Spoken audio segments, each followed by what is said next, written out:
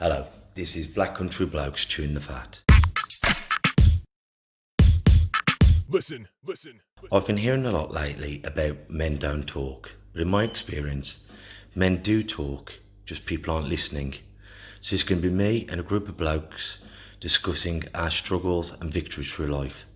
Warning, there may be some bad language, so apologies to all the moms, especially my own. Let's get going. Listen. Abinia, this is Black Country Blokes chewing the fat with me, Kev Dillon and Lee Cadman. Now today is Worldwide Suicide Prevention Week. And we've got the internet. we've got the internet. So a massive thanks before we start to Dave Alaban, because without you we wouldn't got the number for Jez. And what's Jez's company? So Jeremy Binns put the actual internet in for us after contacting just about everyone under the sun to get it done. And there's only one man in the end that could do it. His company is scrolling across the bottom now, so hopefully you can see that. Hopefully you'll log on to there and you'll get him some business for helping us out. But if you want his website, it's www.mmscomms.co.uk. And as I say, because it's Suicide Prevention Week or Day, we're here to talk about it. And we're at the highest amount of suicides since 2000, so in 2 decades. And I think what's been going on with lockdown and all these regulations, the uncertainties of losing your job and losing your house and all these pressures of life, there's so many people out there taking their lives. And I believe, whether I'm wrong, that it is 18 people a day within the UK taking their lives. Now, 75% of those are men. So out of the 18, let's roughly call it 15 men a day are completing suicide. Now, out of the 18, one of those is a minor. That means someone who's under 18. But what shocked me is a lot more women are starting to take their lives, once again, for the same pressures that men. But I think what happens with a lot of men is, because we haven't got those networks where we openly talk, it's, how are you, Lee? Oh, I'm right, Kevin. We haven't got that ability to open up, but people are starting to open up, by the grace of God. But it's always been a taboo subject with men. And as we often say, that phone call, that text message, that knock on the door, asking if you want to go out for a cup of coffee or a beer or whatever your medicine is, to get that person out and get them talking. And if you do see your friend and he's all of a sudden changed and he's giving away his possessions or he's not making long-term plans, maybe you ask that question that we all dread asking: are you okay, or are you suicidal? The reason why we don't ask that question is because a lot of the time we're shitting ourselves on what they're going to say. You know, if I say, Lee, are you suicidal? And you go, yeah, Kev. It's how do I deal with that? And there's a saying that mental health first, CIC, say, it's better to lose a friend, as in he falls out with you, than it is to lose a friend by them taking their own lives.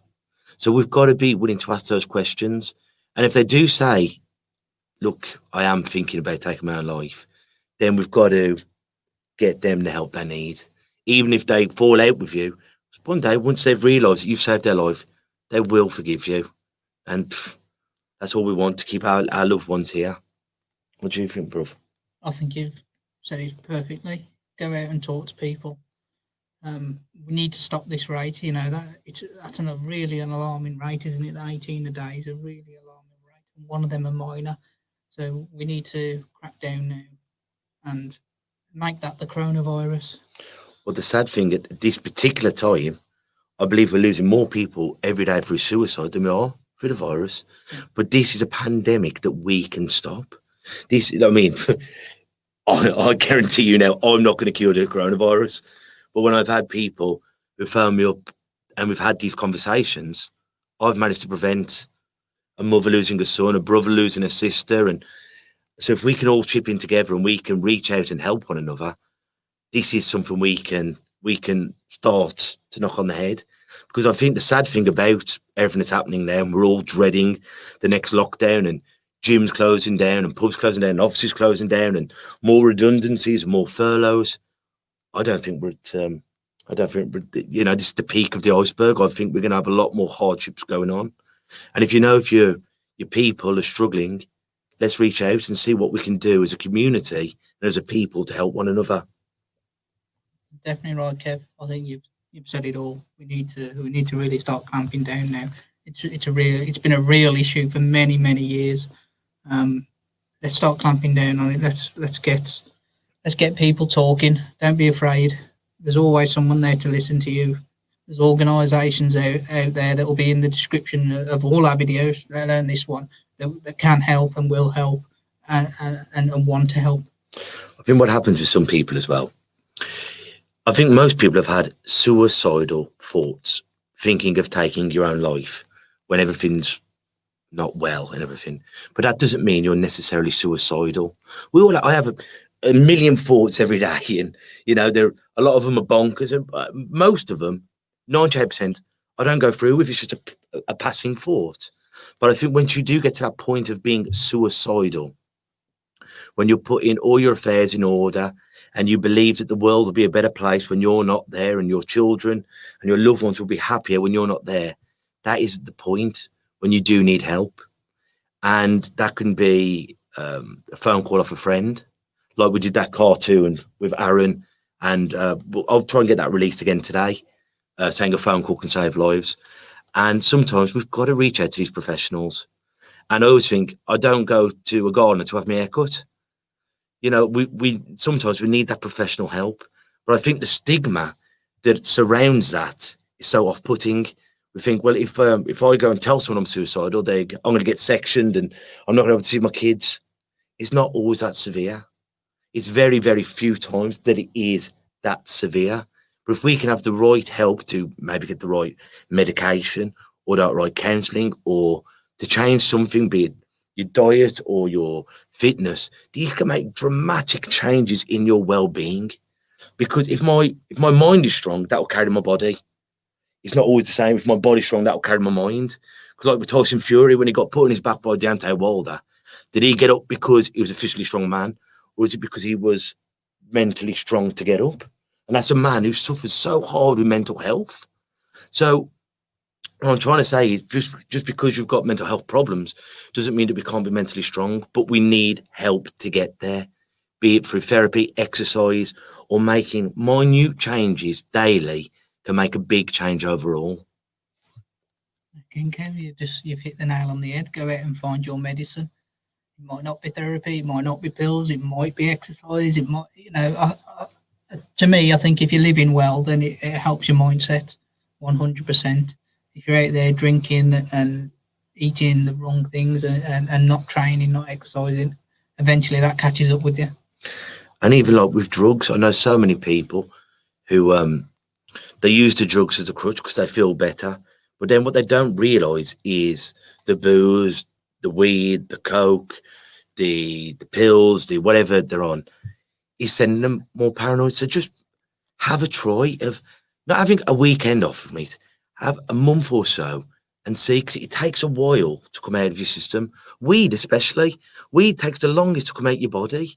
So we need to get it out your body to see how we're truly feeling. Because when I'm masking it with a substance, it's so hard to realise what I'm actually thinking, or is that making me think it? So just give it a try. Try packing in things as low down the chain as caffeine, and let's try. Because anyone who's ever suffered with deprived sleep, be it because you've been on a session, or be it because you're insomnia, or your child is keeping you up for days and days, when you are not sleeping properly, it's amazing. You start hallucinating and you can't think properly. So sleep is a must. And if we can get the sleep right, which is so bloody hard, it makes me laugh. The only thing not to come with instructions is your bed. Because all you got to do is lie on it and fall asleep. But it's one of the most hardest things to use. So maybe if we can start maybe sleeping better, and maybe having clearer thoughts.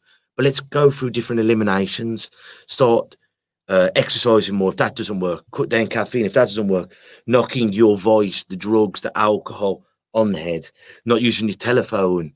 Let's try a system of trial and error. Yeah. Because no matter what you're going through, your life is worth it. Because you've got so much to give, be it on experience. And if you ever want to come on this show and talk about how you've been so suicidal and so lonely and what helped you to get through it. Or if you'd like to come on and tell us about when you lost a loved one through suicide and showing the devastation it can cause, once again, please come on, because these stories might be able to influence, or your experience might be able to help someone else. Yeah, exactly right. Go and get help. I think there's many ways you can get help as well. You haven't got to call up a friend if you don't want to. A lot of the chat lines now, you can text and they'll talk to you. Even counselling, you can text them and they'll talk you through text. If you're not up to calling someone, you don't have to. There's messages, there's email. You can do it. Go and get help. And if the one thing doesn't help, don't turn your back on the whole system. It's like with anything. If you go to a boxing gym and they put you in spar on your first time, they lamp you, that's just not a good gym. So don't turn your back on amateur boxing. Go and find a different club, because that's what life's all about. Finding out that didn't work for me, so let's find something that does. I say the motto of the Black Country Blokes is find your medicine, because one shoe doesn't fit all. Yeah, that's exactly right, Kev. Exactly right. I mean, I've had my thoughts over the years with depression, and depression can so easily turn to suicidal thoughts. But for whatever reason, I never went through it. It was just a thought that would hold with me.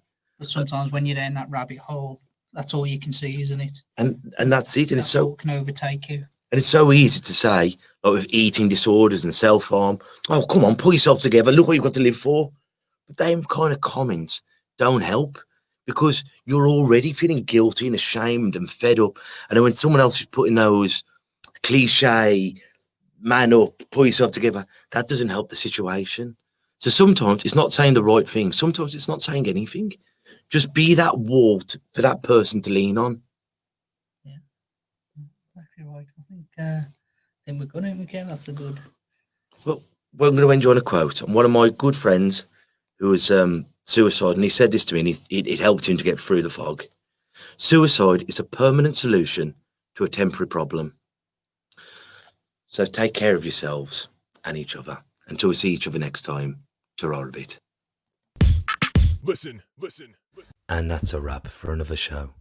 But if there are any comments or messages that you would like us to read out for our next podcast, please be in touch. There are also lots of different organisations at the bottom of this page, and hopefully they can help you or someone you care about. Please share this to spread the word. Until we talk next time, ta-ra a bit. Listen.